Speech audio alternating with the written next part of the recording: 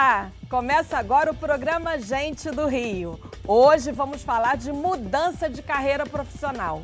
Sempre aqui, juntinhos nas manhãs de domingo e com reapresentação após o Canal Livre. E se você está assistindo pelo nosso canal do YouTube, Band Rio, não esqueça de curtir e deixe seu comentário aqui também. Hoje é o dia do Quem Nunca aqui no Gente do Rio. Quem nunca sonhou em fazer uma mudança radical de carreira? Quem nunca sonhou em trocar o mercado financeiro por uma pousada em Trancoso? Quem nunca cogitou largar a vida agitada da cidade para viver de plantar na região serrana? Até eu! Pois hoje vamos abordar estes e muitos outros assuntos com uma especialista em LinkedIn, a rede social focada em negócios, Carolina Martins, e com o jornalista Daniel Brunet, que deixou uma bem-sucedida carreira de jornalista na redação de um grande jornal do Rio para virar um misto de guia espiritual e conselheiro em mídia social. E ele está muito feliz com essa troca. Seja bem-vindo, Daniel. Mônica, muito obrigado Falei pelo convite. certo? Tá feliz com a sua troca? Eu tô feliz, muito feliz. E feliz de estar aqui contigo. Eu também tô feliz de estar te recebendo aqui, né? Meu amigo querido que eu conheci no jornalismo, nas redações, nas assessorias, né? É isso aí. Carol, muito bem-vinda também. Muito obrigada, Mônica. Adorei o convite. Estou bastante feliz de estar aqui com vocês hoje. Muito obrigada.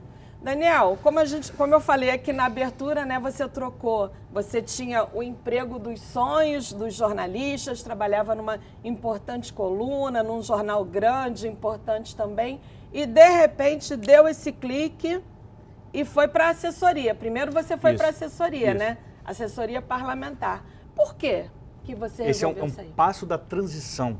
Tem muita gente que quer mudar de vida de uma hora para outra. E eu acho que é complicado. Nem todo mundo consegue, de uma hora para outra, mudar o rumo. Então, eu comecei a planejar o que eu precisava fazer para chegar aonde eu queria chegar.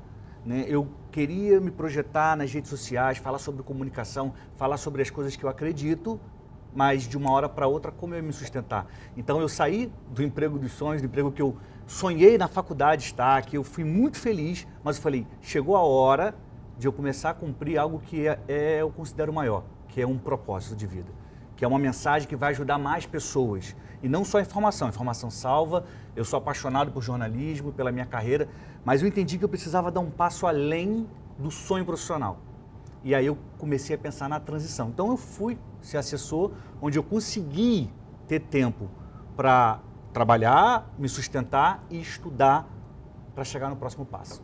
Então foi tudo planejadinho, passo a passo. Foi planejado. Não foi uma coisa, não foi deixa a vida me levar. Não foi impulso.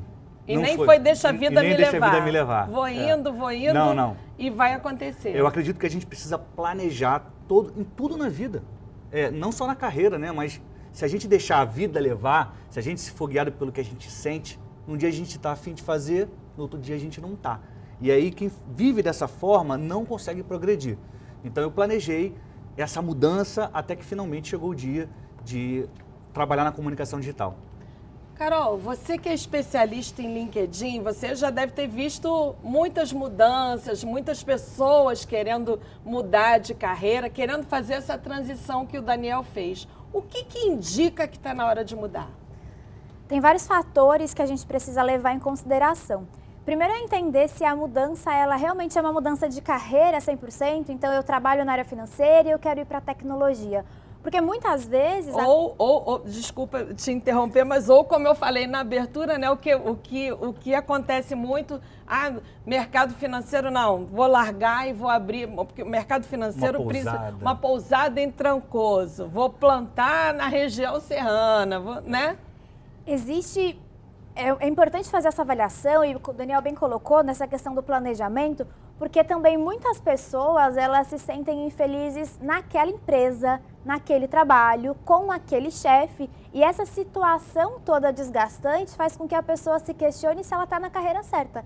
E muitas vezes ela gosta do que ela faz, mas o ambiente é tão ruim, o ambiente puxa essa pessoa tão para baixo que ela acaba fazendo uma mudança gigantesca, quando na verdade nem era necessário mudar tudo assim. Então, primeiro é legal entender se você quer de fato fazer uma transição de carreira, recomeçar a tua vida, ou se você só quer sair da empresa onde você está e recomeçar em outro lugar, mas fazendo a mesma coisa. É importante entender também quais que são os motivadores, porque não é todo dia que a gente acorda com aquele gás, com aquela vontade de fazer. Então, quando você entende quais são os seus motivadores, você consegue alinhar esses motivadores à disciplina. Porque no momento que você não tiver afim, aquele dia que você acordou mais ou menos, você sabe onde você quer chegar e você é disciplinado para fazer o que precisa ser feito. Então, essa questão de autoconhecimento, entender por que eu quero trocar e de planejar o caminho, de não sair de forma impulsiva, impensada, talvez pensar financeiramente também, então começar uma carreira nova ou mudar de país ou sair da área financeira e abrir uma pousada requer investimento. Como que você vai se manter no curto prazo até de fato essa pousada começar a te dar o retorno que você precisa? Então o planejamento financeiro também é uma etapa extremamente importante, porque muitas pessoas precisam regredir para a carreira que estavam porque não conseguiram se manter financeiramente. Tem que pensar no bolso também na hora de fazer essa mudança. Daniel, a tua próxima etapa foi, você virou documentarista, sim, né? Sim, você continuo sendo. É? Continuo sendo, graças a Deus. Você fez um documentário importante sobre... O plantão judiciário. O plantão judiciário, que falava sobre as pessoas que precisam recorrer à justiça para internar um parente. Para ter saúde, né? Porque esse sempre foi um tema que pontuou a minha carreira como repórter. É a saúde pública, a administração pública.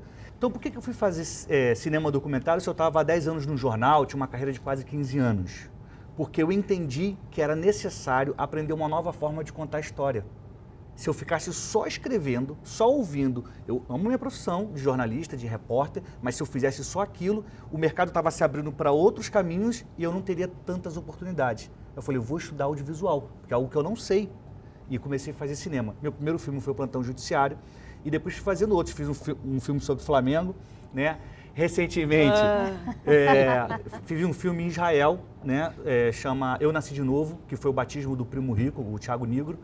E eu continuo fazendo meus filmes. Fazer filme é uma paixão, né?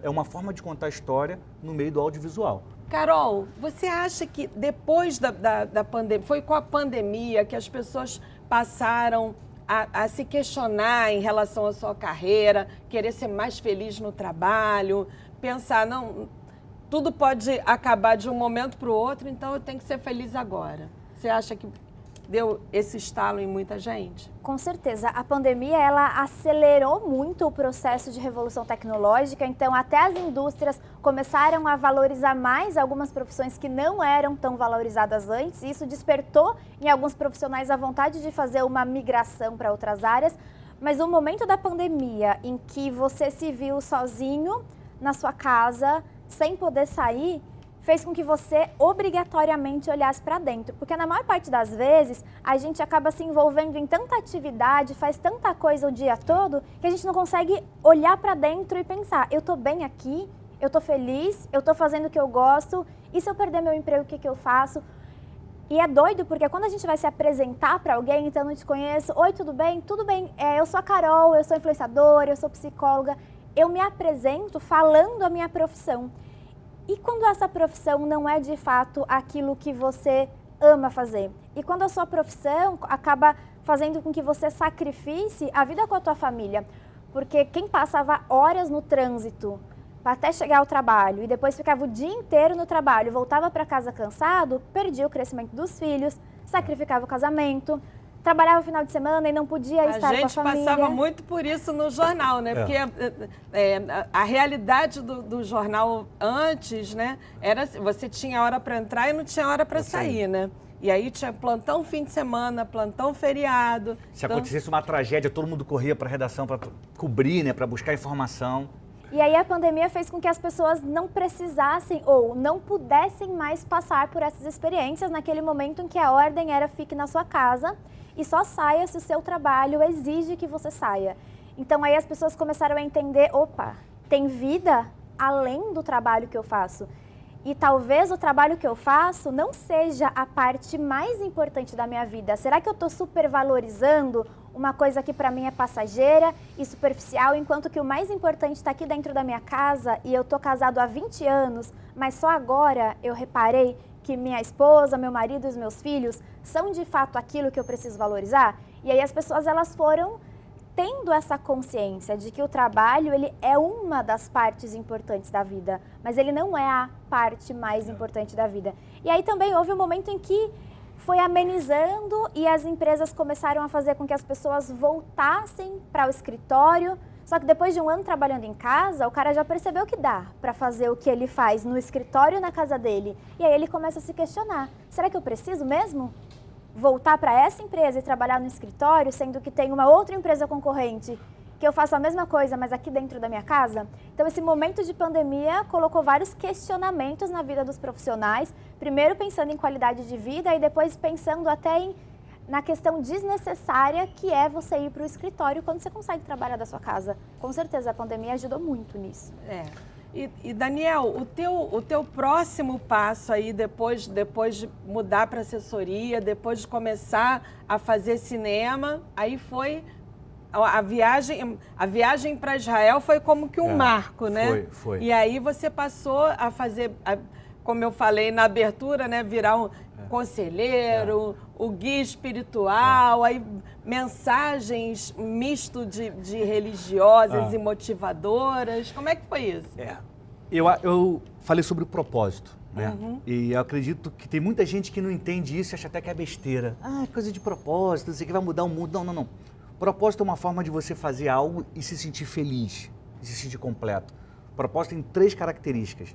Ele é uma ação abstrata, ele pode ser feito em qualquer lugar e ele sempre vai ser voltado para as pessoas. Então, olha só, o meu propósito é compartilhar conhecimento.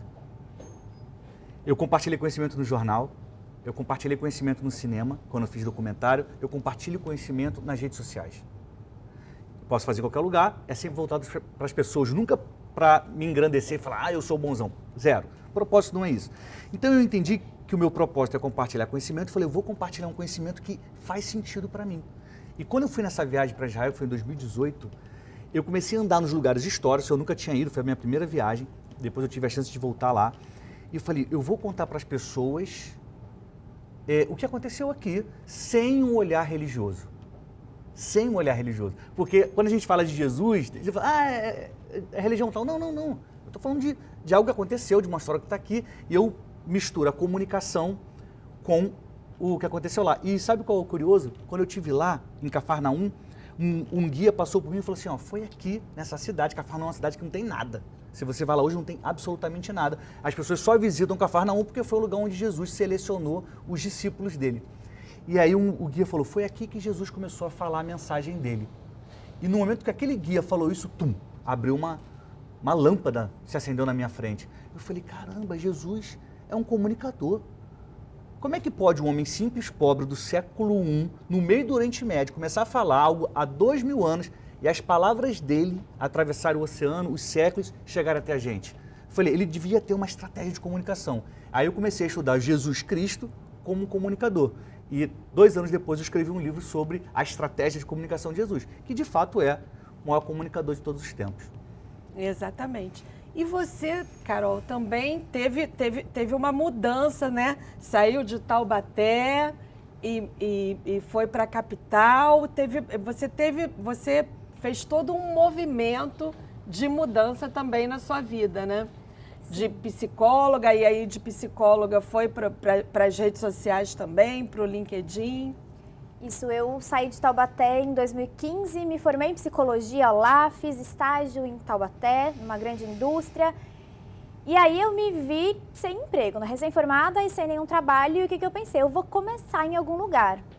E se eu tenho grandes planos, eu preciso ir para lugares grandes que comportem os meus grandes planos. Porque aqui em Taubaté pode ser que aconteça, mas se acontecer vai demorar muito mais. Qual é o melhor lugar para mim? Vou para São Paulo.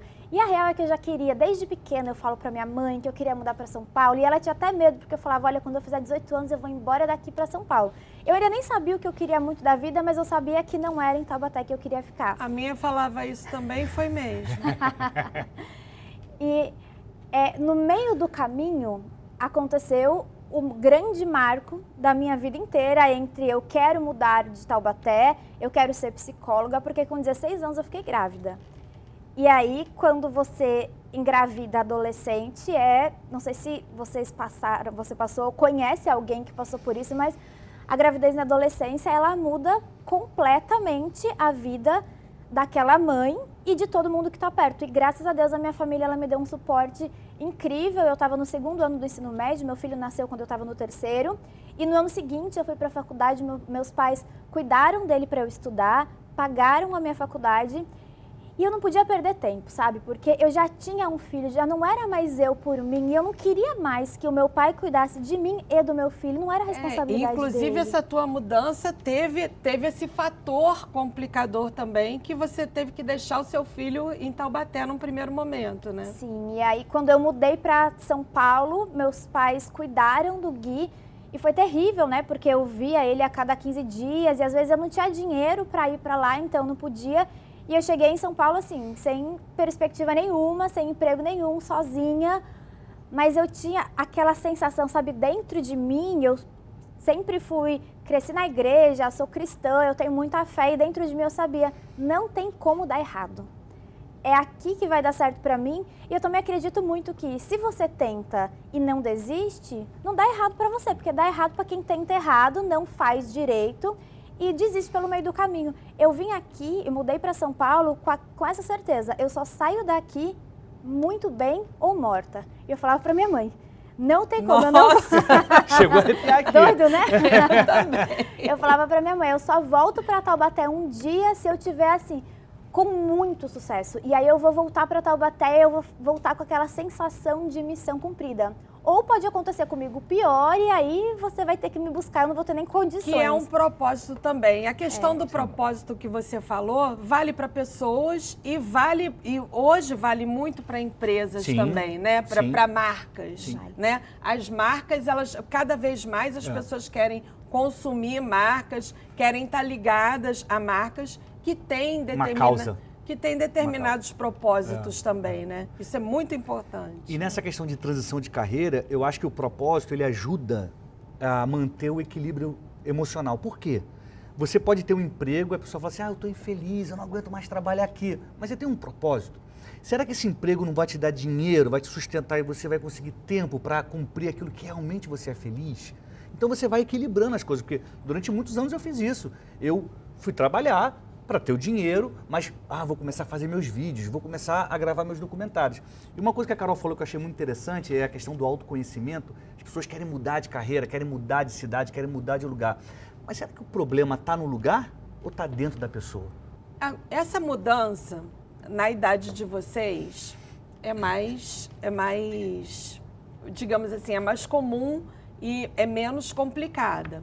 Agora, fazer uma mudança dessas numa idade 50 a mais, por exemplo. Você tem visto muito isso no LinkedIn, as pessoas que te procuram? Sim, eu tenho visto muito. Existe um movimento muito grande de profissionais que são mais sêniores, que trazem com eles bastante bagagem profissional e por duas razões. Existem aquelas pessoas que estão infelizes no trabalho e querem outros, mas também existem aquelas pessoas que já terminaram a jornada, então já se aposentaram. Mas elas não querem esse sentimento de inutilidade que ficar em casa atrás. Então, eu trilhei uma carreira numa área de atuação, me aposentei e agora eu faço o quê? Então, o que vem depois da aposentadoria também é um momento de se pensar, porque a gente vive num país que não tem essa cultura de planejamento. Então, a gente não planeja nem a nossa carreira. Quem dirá a nossa aposentadoria? É importante que as pessoas elas já pensem nisso. E tem vários estudos que mostram que um profissional que está entrando no mercado agora, então pense em alguém que acabou de sair da faculdade, está aí procurando por vagas de trainee. Esse profissional, ele, ao longo de toda a trilha de carreira dele, ele vai ter 3 carreiras diferentes. Então, ele não vai entrar na área financeira e terminar na área financeira. Ele vai sair ou ele vai acoplar carreiras. Eu sou psicóloga, recrutadora e hoje eu faço um trabalho muito forte nas redes sociais. Então, junto com a minha profissão de psicóloga e a minha ocupação de recrutadora, eu acoplei a função de marketing. Eu sei sobre marketing, eu sei me comunicar. Eu fiz uma pós-graduação em comunicação e redes sociais, mas eu sou psicóloga. Por quê? Porque eu tenho 2 carreiras concomitantes, uma precisa da outra. E isso vai ser muito, muito, muito comum nos próximos anos. Principalmente com o avanço da tecnologia da rede social. Pois é, mas a tua mudança também não foi completamente no escuro. Você mudou de cidade também, foi para São Paulo, saiu do Rio, foi para São Paulo, mas você já tinha os seus irmãos que já trabalhavam com isso, com mentoria, né? Meu irmão Thiago, né? O Marcos mora na Argentina. E aí eu fui para São Paulo, o Thiago já mora em São Paulo e é muito bom você ter alguém que te vá apontar o caminho e falar, vai aqui, não vai por esse lugar aqui, aqui você vai perder muito tempo, ali você vai avançar. Isso é muito bom, sem dúvida nenhuma. Mas continua sendo um desafio, né? Porque você precisa realizar por si, você precisa provar que você sabe, né? Então isso cai sobre as costas de todo mundo, né? E é uma vitória, é uma luta diária, continua sendo para todo mundo, seja lá alguém que tem a chance de ter alguém que vai dar uma dica, que vai ser o seu mentor, como quem não tem isso, né? O desafio é o mesmo, lutar todo dia, não desistir, seguir adiante, ter um alvo, ter um caminho e perseguir. E no próximo bloco, o que é o LinkedIn e como ficar bem na fita dessa importante rede social do mundo dos negócios? Você já ouviu falar em Instituto Destiny? Não? Então, já já você vai saber. Fique ligado, o Gente do Rio volta já.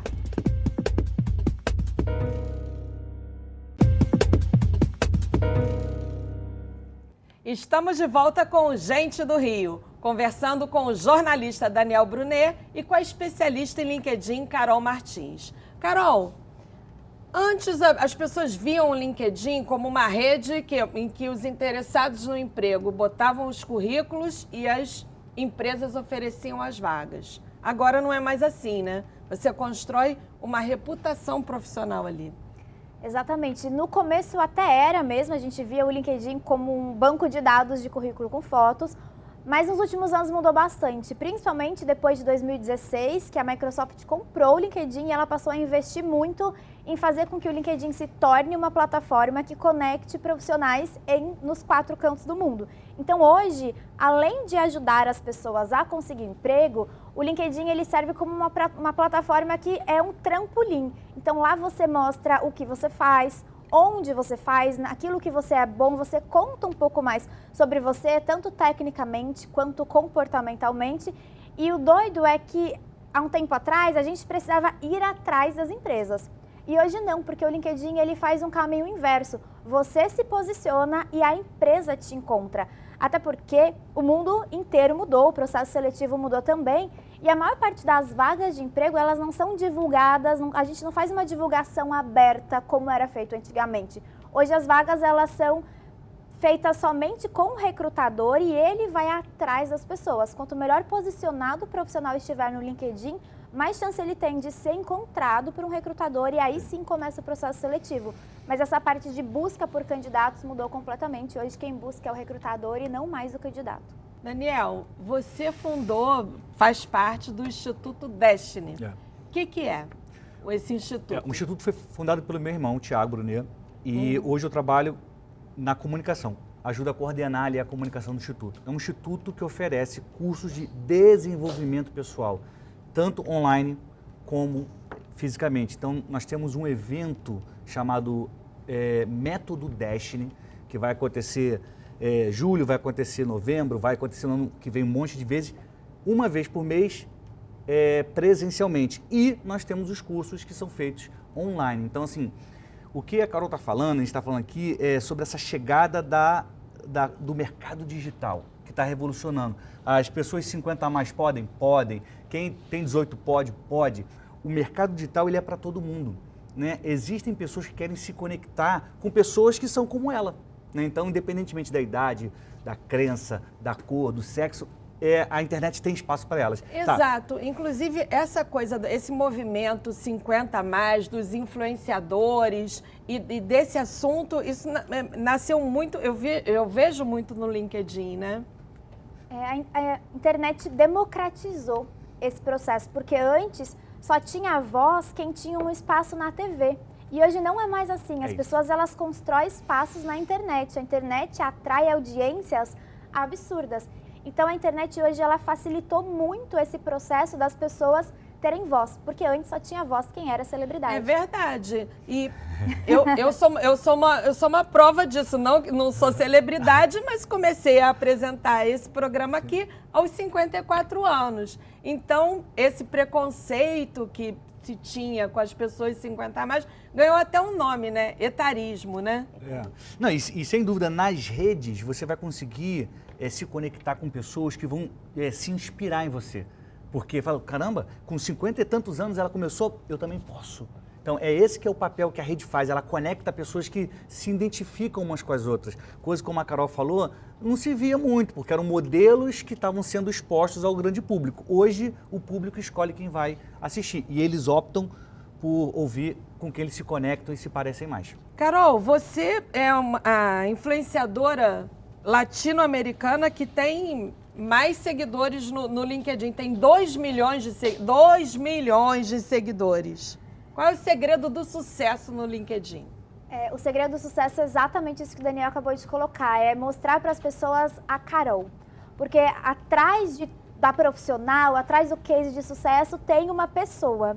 E as pessoas, elas se conectam com outras pessoas. As marcas já entenderam isso. Tanto que marcas que antes investiam em publicidades caríssimas com atores e pessoas públicas, hoje investem em publicidade com influenciador para ele fazer o vídeo dentro da casa dele, do quarto dele, porque as outras pessoas se sentem íntimos. Então foi basicamente isso que eu fiz no LinkedIn para atrair toda essa multidão de pessoas, né? Eu sou a única mulher na América Latina que tem 2 milhões de seguidores e foi mostrando o bastidor. Então eu fui mãe adolescente, eu falo sobre maternidade.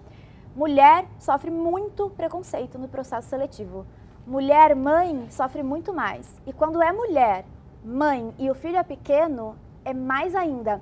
Então isso é uma dor que eu senti. E quando é mulher mãe, filho pequeno e é nova, inexperiente, é muito maior. Tudo vai se somando, exatamente. Né? Então qual é o meu papel? Mostrar para outras mulheres mães que dá para chegar lá e mostrar para o mercado que bandeiras precisam ser levantadas. Então quando eu sou contratada para fazer um recrutamento numa empresa e a pessoa da vaga me fala, olha, para esse cargo de liderança aqui, é melhor que seja um homem. Então, eu consigo levantar e sair e dizer que não tem necessidade, porque mulheres e homens, tendo competências, podem ocupar a mesma função e trazer isso para a internet. Isso é muito importante. É isso que eu ia te perguntar. Você enfrentou muitos casos, muitas situações de machismo?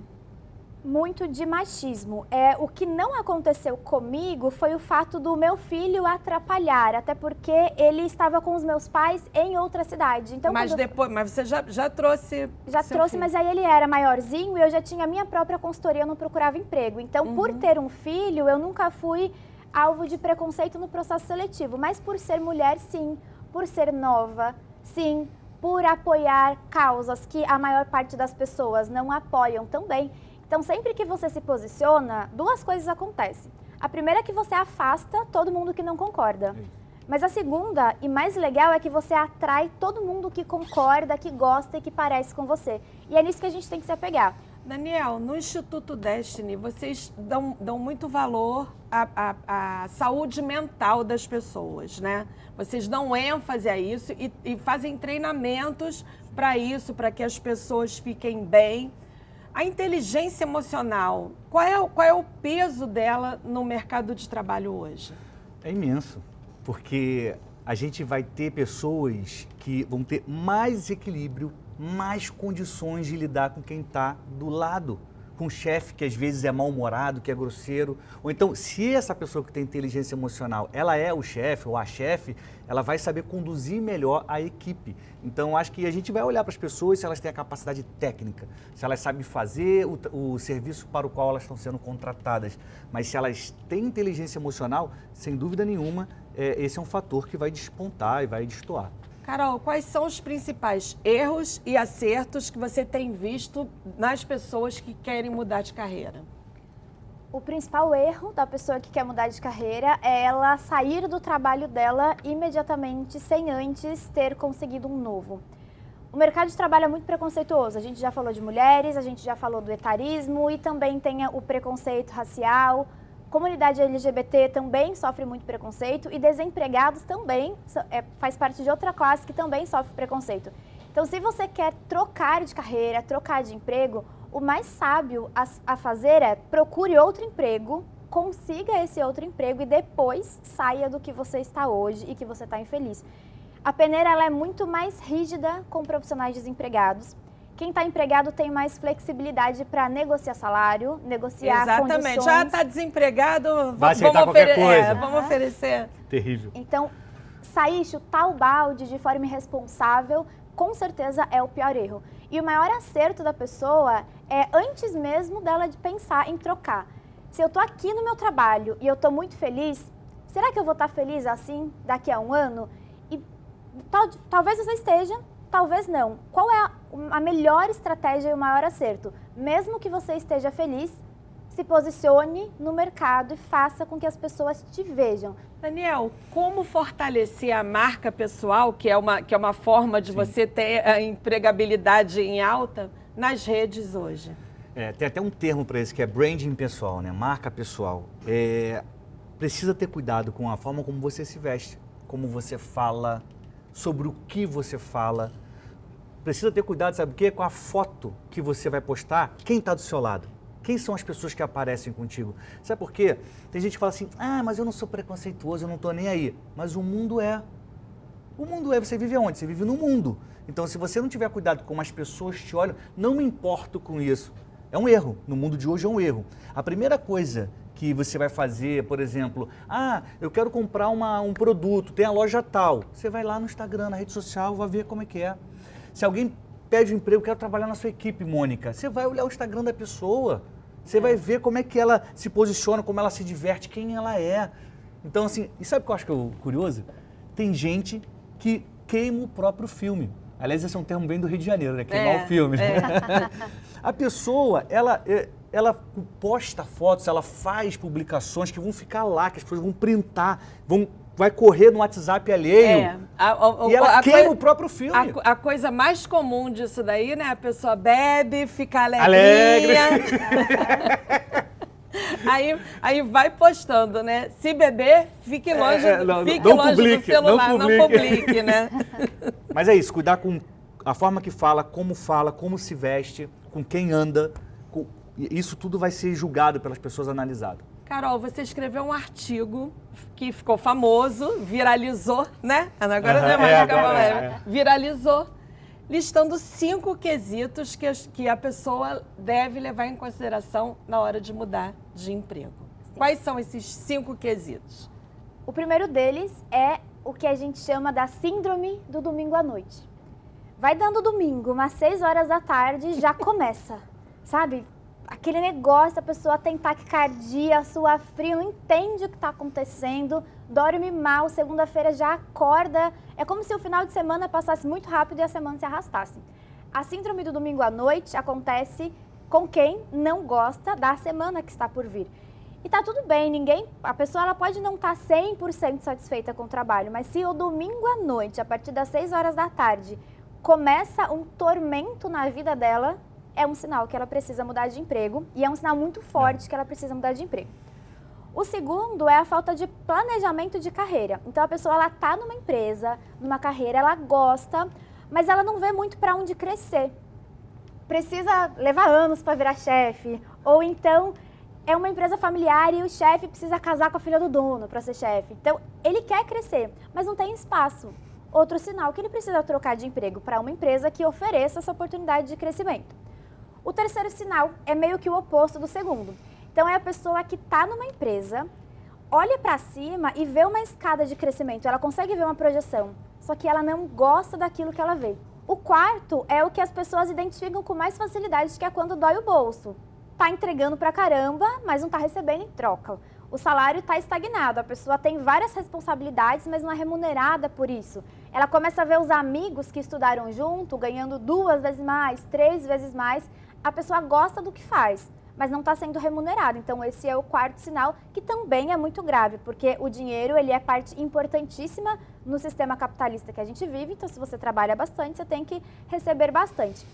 E o quinto sinal, ele é muito relacionado com a saúde mental. Trabalhar com lideranças abusivas, ambientes tóxicos, tem lugar que a gente entra e a gente já se sente meio pesado. E acontece, vários lugares quando você entra, você sente aquela aura ruim, você se sente carregado. Tem gente que sente isso todos os dias no trabalho. Então, essa sensação, você vai minando a sua energia, isso pode somatizar, a gente pode somatizar, né? O corpo manifesta fisicamente, então isso desencadeia problemas de ansiedade, de depressão. Um problema no trabalho é um possível problema no casamento, é um possível problema com os filhos, porque eu sou profissional, mas eu também sou esposa. É a mesma Carol em papéis diferentes, a gente não consegue separar 100%. Esses 5 sinais são os mais agravantes, são sinais de alerta. Se a pessoa tem pelo menos um, ela já tem que ficar de olho, já precisa ligar o alerta, porque a partir do momento que você identifica o primeiro, é questão de tempo para identificar o segundo e depois o terceiro. São esses. Daniel, como ser um comunicador, se destacar como um comunicador nesse universo que tem tanto produtor de conteúdo, tem tanta gente falando tanta coisa interessante? Como se destacar nesse meio? Escolha um nicho.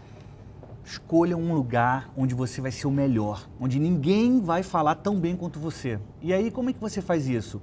O tema que você gosta, o assunto que você gosta e a sua história. A sua história te leva até esse lugar, sabe? Você falou, 50 a mais. Olha a história que você, Mônica Ramos, tem. Caramba, com 54 anos eu comecei a apresentar um programa de televisão. Eu assumi um papel de protagonista na televisão brasileira. Só você pode contar essa história. Quem mais? Então, esse é um nicho. Eu vou incentivar mulheres aqui a fazer o que eu estou fazendo. Caramba, você começa a comunicar isso. E eu acho, Mônica, que hoje todo mundo precisa saber de comunicação. Quando a gente tinha 18, 16 anos e decidiu pela faculdade, a comunicação era uma graduação, continua sendo uma graduação, vai ser para sempre. Mas hoje você precisa aprender comunicação e não precisa... Você precisa entrar na faculdade para fazer jornalismo e ser jornalista, ser repórter, trabalhar no jornal, ter seu diploma. Agora, para fazer comunicação nas redes, você aprende. Eu acho que você é médico, líder sindical, você é enfermeiro, seja lá qual for a sua ocupação. Aprenda comunicação, aprenda a se comunicar, saiba falar e ouvir, porque comunicação é parte desse princípio de ouvir, e escolha um nicho e comece a falar disso todo dia. Você escolheu um nicho que não é muito fácil, que é unir a Bíblia, né, a mensagem de Jesus, numa comunicação digital que é tão moderna, né? Exato, e aí que tá.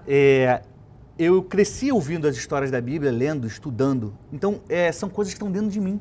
E eu passei 20 e tantos anos estudando comunicação, seja na faculdade, seja na pós, ou nos cursos que eu fiz. E chegou uma hora que eu falei, eu vou unir essas duas coisas. Eu vou começar... Porque quando eu comecei a ver Jesus como um comunicador, né? Eu falei, cara, hoje as pessoas ensinam sobre isso. Vou te dar um exemplo. Hoje você entra na internet, tem curso de storytelling, faça aqui, formação, não sei o quê, seja contador de história, aprenda não sei o quê.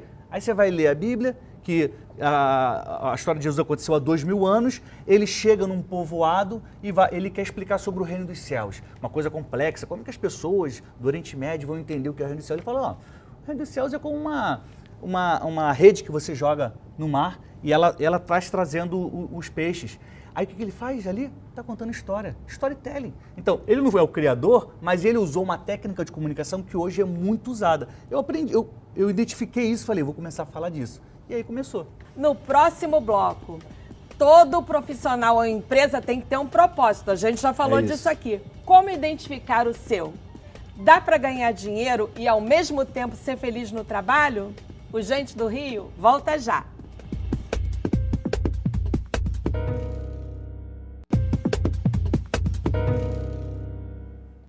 Estamos de volta com o Gente do Rio. Hoje conversando com a especialista em LinkedIn, Carol Martins, e com o jornalista Daniel Brunet. Daniel, quais são, você que fala muito de Bíblia, quais são os 7 pecados capitais de quem quer mudar de carreira ou ser empreendedor, que é uma coisa também que a gente não abordou muito aqui, mas que é importante também. Tem gente que quer sair do emprego para empreender. não para outro emprego. Eu acho que o empreendedorismo, que não é um pecado capital, é uma mentalidade que está ditando as pessoas que estão vencendo nessa última década. Então, assim, você pode ter seu emprego e começar a empreender em alguma coisa até que esse empreendimento vai dar certo. Uma coisa que é importante é que, muito provavelmente, quem começa a empreender hoje vai errar. Vai errar. A vida a gente aprende muito com o erro, né? Errei, nunca mais cometo esse erro. Nunca mais vou botar o dedo naquela tomada porque vai me dar um choque. O legal é, erre o quanto antes e erre barato. Erre um erro que não vai te custar muito e que você vai aprender logo. Que aí você já vai dar a volta por cima. Eu me considero um empreendedor da comunicação. Que é uma coisa muito da técnica da rede social, né? O que é a técnica da rede social? Você joga uma coisa, testa... E se não dá certo, você corrige rápido, né? E se der certo, você vai lá, investe, faz de novo, Exatamente. Recicla daqui a um mês, é isso. Propósito. Eu já falei muito de propósito com o Daniel, agora eu queria falar com você, Carol. Como uma pessoa descobre qual é o seu propósito? Qual é a receita? Tem receita? Eu acho que não tem receita, mas tem caminhos que pessoas já seguiram. E a gente não precisa reinventar a roda. Então, se umas pessoas já foram por aqui, 1, 2, 30 e deu certo, vamos tentar por esse caminho também. Eu acredito muito que propósito é o que faz te dar aquela energia, sabe? Porque na minha cabeça é assim, tem gente que quer e tem gente que está querendo querer. Então, quem quer trocar de emprego, se está numa fazenda e tem um muro de arame farpado, a pessoa que quer, ela atravessa no peito aquilo ali, porque ela sabe que a partir de lá e que a partir do momento que ela atravessar, ela vai chegar onde ela quer, ela vai encontrar sentido. Quem tá querendo querer, senta, fala, pô, tô aqui sem camisa, olha essa cerca de arame, vai me machucar, talvez eu nem consiga. Então é bem legal quando a gente vai pensar no propósito. Isso que você está pensando te dá gás, te dá motivação, pensa no maior obstáculo. Você resolveria aquilo? Uma coisa que eu faço bastante, inclusive eu aprendi numa série, é sempre pensar no pior cenário. E se isso aqui dá errado? O que pode acontecer de pior? Qual é a maior catástrofe que acontece se esse problema que tem na minha cabeça, porque na maior parte das vezes o medo não realiza. Mas vamos pensar que você quer trocar de carreira e você está com medo de um fator X. Se isso aí acontecer, qual é a pior consequência? Qual é o maior erro que isso pode desencadear? E aí você imagina essa situação. Vale a pena passar por isso? Se valer a pena, vai. E toda vez que a gente se coloca numa situação de problema e quer resolver, quer errar rápido, quer errar barato, dentro de você tem algo que está falando mais alto. E esse é o propósito, porque muita gente acha que é assim, quando você descobrir o seu propósito, arcanjos descerão do céu e fogos serão... As pessoas vão soltar fogos e o som das trombetas. Pensa no propósito como um arrebatamento. E não é assim. O propósito ele não acontece de fora para dentro, é de dentro para fora. É essa energia que você tem que te leva para frente até no pior cenário. Tá bom, se isso aqui, que é a pior coisa da minha vida acontecer, vai ter valido a pena tentar? Vai. Então seu propósito tá aí. Agora eu quero uma receita sua. Já pedi a receita dela para descobrir o propósito e agora eu quero uma receita sua para ganhar dinheiro no trabalho e ser feliz. O que todo mundo quer. Ó, eu não acredito em um caminho que seja distante do empreendedorismo. Você pode ter seu trabalho, mas você precisa empreender. Você tem qual habilidade? Ah, sei fazer salgadinho. Por que você não começa a vender? Ah, eu sei cuidar de cachorro. Por que você não abre algo nesse sentido? Então, assim, qual é a habilidade que você tem? O que você sabe fazer? Sabe contar história? Poxa, tem muita gente que pagaria para te ouvir. Então, mantenha ali a sua vida, vai criando o seu caminho, mas começa a empreender, né? E um empreendimento que costuma dar certo, porque tem gente que fala, vai para a internet e vai ficar rico. Não é assim. É muito trabalho ter na internet. Mas quando você trabalha na internet, que ela é escalável, ou seja, eu faço um curso, eu posso vender ele para 10 pessoas, eu posso vender ele para 1.000 pessoas. É o mesmo curso. Então eu tenho uma escala. Você tem uma chance maior de acumular alguma riqueza se você trabalha muito bem, se você tiver um bom produto, se você não desistir quando você está no mercado de escala. É isso. O mar tá para peixe, para conseguir emprego, se fala muito em startups, né? Agora, você que está 24 horas por dia ali dentro do LinkedIn, que setores que estão bombando agora? Setores de tecnologia, com certeza, desde que a gente começou a entender que tecnologia não é o futuro, é o presente, os setores de tecnologia estão muito em alta. As startups, por outro lado, estão enfrentando um momento de demissão em massa muito grande. Muitas startups demitindo muitos profissionais, principalmente aquelas que é um sonho, mas que não estão conseguindo monetizar aquele sonho. Então, não são todas as startups que estão contratando, pelo contrário. Mas o setor de tecnologia está muito em alta. O varejo é um setor que cresceu muito. O setor de serviços cresceu demais com a pandemia. E-commerce e a área da saúde também são áreas que estão mais aquecidas agora em disparado. Carol, você já falou de uma série de problemas. E quando o assédio aparece na relação de trabalho? Quando um recrutador, por exemplo, pergunta, como você citou aqui também, se a candidata é mãe, com aquele intuito que a gente já sabe qual é, né? De dizer que não dá. Vai se desviar, não vai ter foco, vai faltar muito quando o filho estiver doente. Porque você já citou aqui, em relação a você, tudo bem, você tem muitas oportunidades, mas uma pessoa que não tem. Primeira coisa, é importante deixar claro que medida discriminatória em processo seletivo é crime, está previsto na lei da CLT. Não pode sexo, orientação sexual, religião, gordo, magro, bonito, feio, negro, branco. Isso não pode existir caráter discriminatório nem para você conseguir o emprego e nem para manter o seu emprego. Caso isso seja constatado, o profissional ele pode abrir um processo contra a empresa. Qual é o problema nesse caso? Entra uma outra esfera de preconceito, que também é um crime, mas que também acontece. As empresas elas têm por padrão verificar o histórico de processo de candidato. Exatamente. Existe. Isso existe muito. Além de verificar o histórico de processos, tem empresas também que verificam os antecedentes criminais, também verificam os registros do Serasa, do SPC. Então, assim, tudo que não pode fazer é feito e existem departamentos específicos na empresa. Muitas vezes é o próprio departamento jurídico que faz isso. Exatamente. Os escritores, eu já ouvi falar isso, um amigo me falou isso, que ele era de marketing, processou uma grande empresa, uma multinacional, e não conseguiu mais se recolocar, não conseguiu. Um belo dia, um amigo falou para ele, sabe por que você não está conseguindo? Olha aqui, existe uma lista e o teu nome está aqui, porque você já processou. E não é difícil encontrar. Não é difícil fazer um rastreio e encontrar que o candidato processou. Mas, enfim, a mãe, ela está no processo seletivo e o ideal é que ela já se prepare para isso, porque apesar de não ser legal, acontece em 90% dos casos. Então, qual é a melhor estratégia? Mônica, você tem filhos? Tenho filhos, Carol. Eu tenho um filho de 3 anos e ele vai na creche. A creche é bem perto da minha casa. Então, ele entra às 7 horas. Antes do trabalho eu deixo ele e ele sai meio-dia. Mas aí meio-dia quem pega é a minha mãe e ela toma conta dele no período da tarde. E a minha sogra, ela também está ali por perto, caso tenha alguma necessidade. Então, não se preocupa que a minha estrutura familiar, eu já tenho uma rotina programada para o meu filho não ser um problema enquanto eu estiver na empresa. Olha que doido. Se eu tenho um filho de 2 anos e eu vou para a entrevista, tem filho? Tenho. E se ele fica doente? E se isso? E se aquilo? E se aquilo? Se o meu marido na entrevista, você tem filho? Tenho. Ah, mas é menino ou menina? É menino. Daí, nossa, cara, que legal, vai jogar bola com você, né? E acaba ali. Exatamente. Acaba naquele momento, como se cuidar dos filhos fosse um papel exclusivamente da mãe, por conta do machismo estrutural que a gente vive, já está enraizado, infelizmente, vai levar um tempo ainda para a gente desconstruir. Agora, eu queria perguntar uma coisa para vocês dois.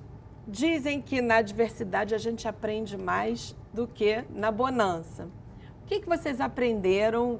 Qual foi o principal aprendizado desse período de pandemia que nós passamos? Nossa, foi um período muito duro. Que nós brasileiros perdemos muitas pessoas, né? É muito difícil conversar com alguém que não tenha perdido um parente próximo nesse período. Então, acho que uma lição é que a gente tem que se preocupar mais com as pessoas, né? Porque a gente viveu um período em que as pessoas sumiram, desapareceram, né? Acho que morreram, que eu estou me referindo.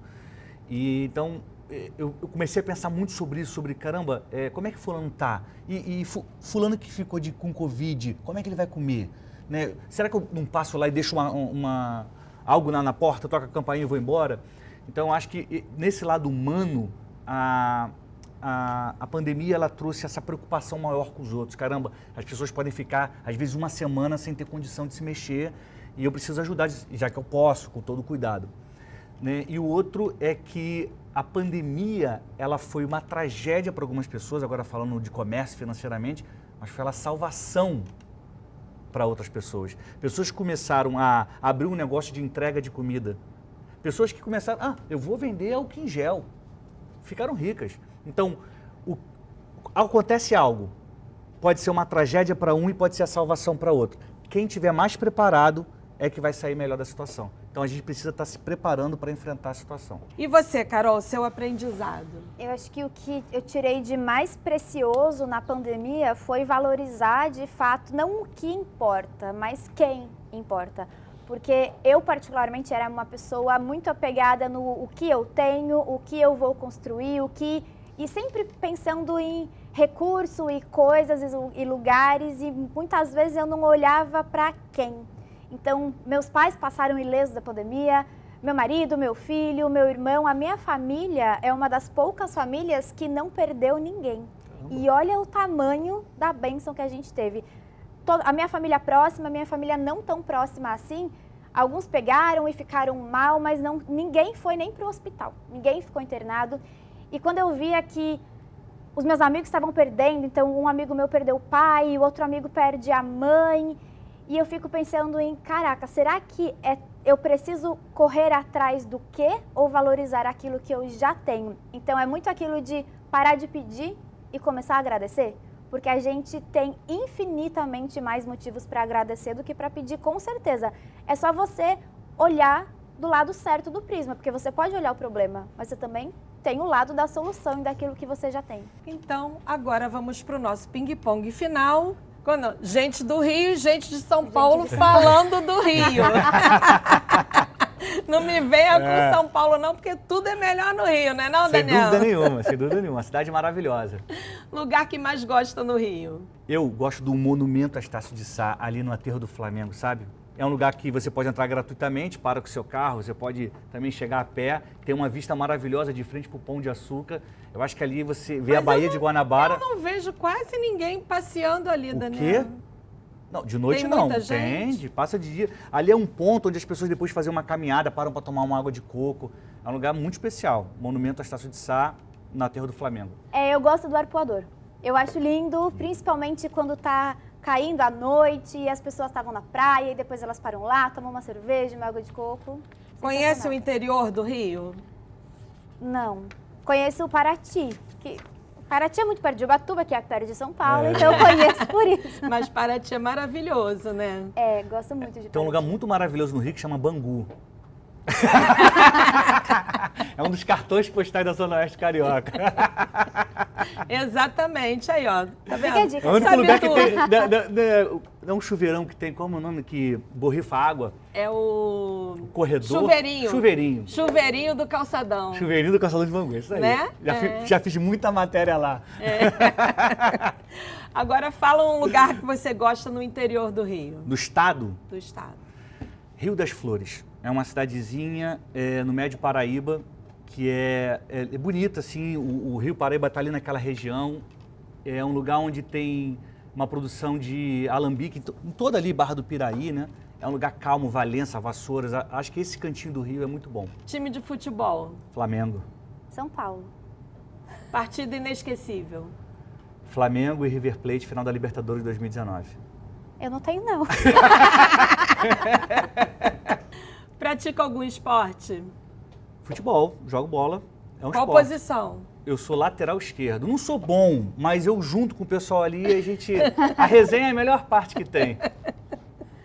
Levantamento de copo, conta? Olha isso. Comida que mais gosta? Feijoada. Também. Churrasco. Que não come de jeito nenhum? Fígado. Cebola. Adoro. Melhor boteco? Tem que falar do Rio, hein? Bar da Gema. Bar da Laje. E gosta da do Laje. Bar da Laje, ó. Ela... Não. Cerveja ou vinho, bebe o quê? Champanhe? Eu prefiro vinho, e você? Cerveja. Uma figura que é a cara do Rio. Uma figuraça do Rio. Zeca Pagodinho. Nosso entrevistado do programa passado, e eu justamente falei isso pra ele. Escolhi para entrevistar no programa de um ano, que é o cara mais citado aqui como a figuraça, quem é a cara do Rio. Eu vou citar Moacir Luz. Também é outro. Um lugar para relaxar. Petrópolis. Ó, diz Excelente. que não conhecia, não conhecia o interior e tá Excelente. indo. Paraty, Petrópolis. Eu vou ficar com Arraial do Cabo. Uma qualidade pessoal. É uma qualidade. Eu gosto de ouvir as pessoas. Eu não desisto. Um defeito. Eu me irrito. Eu tenho uma necessidade de controlar o meu impulso, mas eu me irrito. Eu fico frustrado, triste. Fácil. Pavio Não, curto. não sou pavio curto, não, mas quando eu fico irritado, eu fico irritado. Eu sou muito impulsiva. Luto com isso todos os dias, mas eu sou impulsiva Qual demais. signo? Eu sou de Gêmeos. outubro. Outubro é o quê? Libra? Libra. Tem Libra e tem Escorpião em outubro. Eu sou Gêmeos. Um sonho. Eu tenho um sonho de construir, de fazer alguns filmes e de contar histórias de grandes pessoas. Por exemplo, eu tenho um sonho de ir à África do Sul e fazer um filme sobre Nelson Mandela. Eu já estive em Atlanta e conhecendo a cidade de Martin Luther King. Eu tenho vontade de voltar lá e fazer um filme sobre Luther King. Mostrar como é que a relação, como é que o Brasil, os brasileiros cultuam, se cultuam ou não, ou são influenciados ou não por esses grandes nomes. Então, é um sonho que eu tenho. Eu tenho o sonho de alcançar lugares altos para eu ser referência para outras mulheres, para que elas possam olhar para mim e entender que onde homens chegam, mulheres podem chegar também. Porque falta muito isso, a gente vê muito homem em direção da empresa, muito homem em evidência na mídia, na internet e poucas mulheres. Então, o meu sonho, a minha ambição é estar nesse meio para que as outras mulheres olhem para mim e falam, se a Carol chegou, eu também vou conseguir. Muito obrigada, muito legais os sonhos de vocês. Muito obrigada pela sua participação, Carol, foi ótimo. Obrigada pelo convite, adorei participar aqui com vocês. Você não vai contar o seu sonho não, mano? Pô, pergunta pra gente que não fala? Meu sonho é ver o Bangu campeão, que eu nunca vi. Obrigado pelo convite. Eu acredito que todo mundo tem uma mensagem, a gente precisa descobrir, aperfeiçoar e entregar. Tem muita gente que precisa ouvir aquilo que a gente tem para dizer, porque nós temos uma história, uma trajetória, superamos coisas que podem ser úteis para as pessoas. Então, eu incentivo que as pessoas entreguem as mensagens que elas têm. Muito obrigado pelo convite, um prazer estar contigo. E com essa bela mensagem, o Gente do Rio fica por aqui. Mas na semana que vem tem mais. Um beijo!